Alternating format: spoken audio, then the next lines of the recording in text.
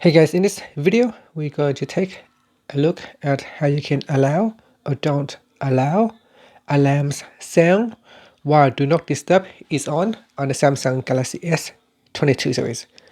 First, tap on the home button to go back to the home screen. Then from the home screen, swipe down at the top and tap on the settings icon. In here, go down and tap on notifications.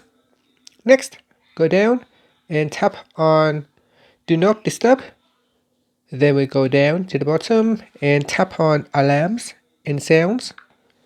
At the top here, tap on the Alarms toggle button to turn off or turn on.